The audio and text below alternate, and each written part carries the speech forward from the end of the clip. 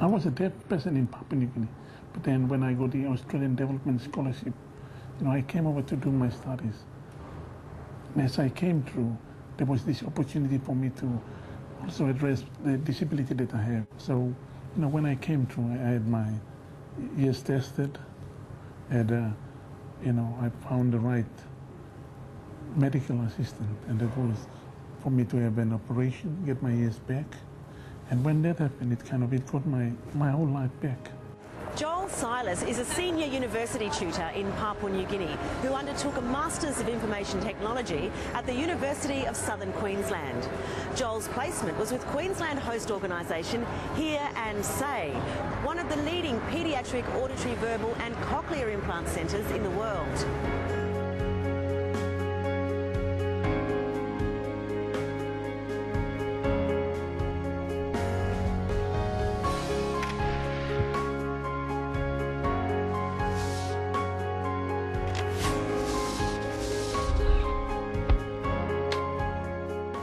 I thought it was the most wonderful opportunity to be involved with the Prime Minister's Pacific Australia Awards, and Joel was the most delightful character, and he has a very personal story which fitted in so perfectly with everything we do that it's been a happily ever after story from beginning to end.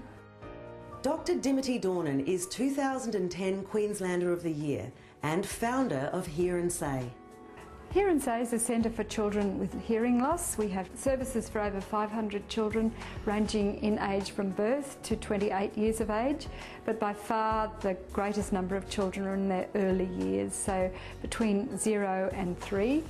We teach both parents and children simultaneously, so our core business is really adult education. The children use the latest in hearing technology, so either they receive a hearing aid from Australian Hearing or a cochlear implant from us or from one of the hospitals, and then they go ahead to learn to listen and speak, and they catch up to their hearing peers very quickly. They're really helping the deaf children to be up on equal footing with the rest of the other normal kids, and that's the thing that brought us together.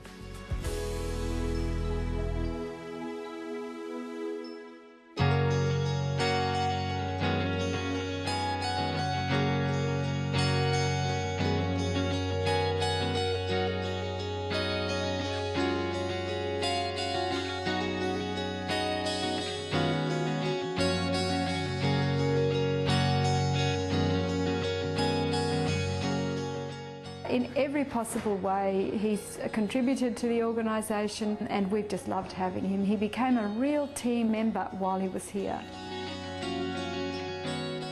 Joel embraced the opportunity to engage with staff at Hear and Say and spent a lot of time in discussion and planning with Megan Hasty, Hear and Say's e-learning coordinator. At Hear and Say, we're using e-learning to help decimate the effects of hearing loss all around the world. So this enables people like Joel to access valuable resources that will help him improve his own education and access health services.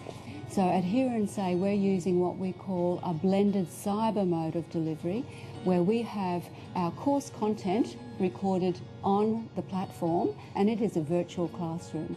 And this is what we've used with Joel. Some of the things that I really kind of picked up was with the e-learning, where Megan taught me how to write some of the modules for the teachers to use, and even for the students, participants. The research that we've been undertaking is showing that these types of e-learning environments are actually outperforming most others, including physical face-to-face. So we're wildly excited about this type of technology and the impact it can have in education, and particularly in developing nations like Papua New Guinea. If we really want to get something done in Papua, a similar setup, definitely most of the things that I've learned here would be very, very useful. Joel arrived at Hear and Say with a passion for helping deaf people in his home country. It was a passion that was recognised by Dr. Dornan, who also dreams of opening a Hear and Say centre in Papua New Guinea. Joel was a vital link in helping to make this happen. When I met with them on the first day, and they asked me what are some of the things that I intend to do. And I told them again that my vision was to have an e-learning center at home, at my village, and that my village would become a model education and health for Papua New Guinea. There are as many deaf children in Papua New Guinea as there are in all of Australia. And we really, as their closest country and their closest cochlear implant program, we needed to make a much bigger start. So Joel has made connections for us in Kerawagi, which is his hometown, and the nearby hospital. So we're going to do birthing education for doctors and nurses to reduce the numbers of children who have difficult births and therefore have a potential disability. The way we're going to do that is with newborn hearing screening, with fitting the latest hearing technology, and then teaching the parents and the children and all the people in their community how to teach that child to learn to listen and speak. So Joel is giving us the opportunity to share our knowledge so that we can teach other professionals how to do it. Right now in Papua New Guinea, we do not have an organization that is really, specifically focused on deaf students. What I'm trying to do is to use them, get them over, and then they could be a new organization in Papua New Guinea that is more, focusing on just deaf children.